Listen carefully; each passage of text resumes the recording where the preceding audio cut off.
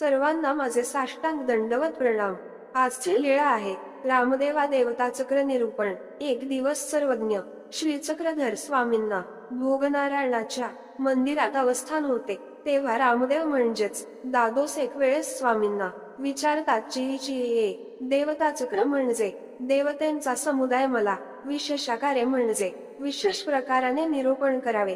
तेव्हा स्वामी दादोसांना म्हणतात, हाय देवता चक्र येथोनी म्हणजे आम्ही विशेषाकारे निरूपण करू लागलो तर पृथ्वी एसणी म्हणजे पृथ्वी एवढी, कडीत म्हणजे पाटी आणि मेघ म्हणजे पर्वता एवढा खडू म्हणजे लेखणी पुरणार नाही एवढे मोठे देवतेच्या समुदायाचे साध्य साधन वर्णन आहे। तेव्हा रामदेव म्हणतात, तरी सामान्याकारे म्हणजे थोडक्यात सामान्य अर्थाने निरूपण करावे। जी यावर स्वामी देवता समुदायाचे वर्णन करतात।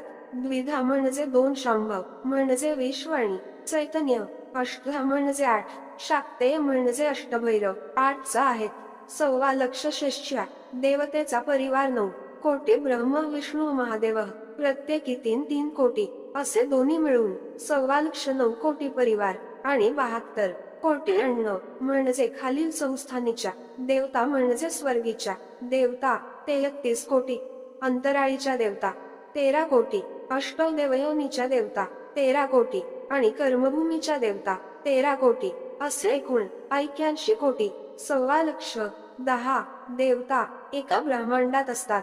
अशा प्रकारचे अनंते ब्रह्मांडे आहेत, असे सर्वज्ञ श्री चक्रधर स्वामींनी रामदेवांना देवता समुदायाचे निरूपण केले। दादोसांच्या लक्षात आले व हो कान्हजी म्हणून स्वामींच्या श्रीचरणाला लागले।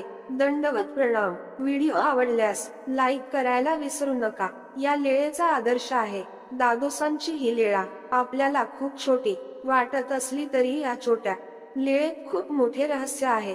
दादोसांचा हा प्रश्न काही सामान्य नाही। देवतेच्या समुदायाचे वर्णन आपल्याला या प्रश्नांमुळेच तर कळाले। एका ब्रह्मांडात किती देवता आहेत हे लक्षात घेण्यासारखे आहे। म्हणून लीळा चरित्रातली प्रत्येक लीळा ती छोटी असो अथवा मोठी असो, त्यामध्ये एक तर आदर्श आहे किंवा आपल्याला शिकवणे आहे।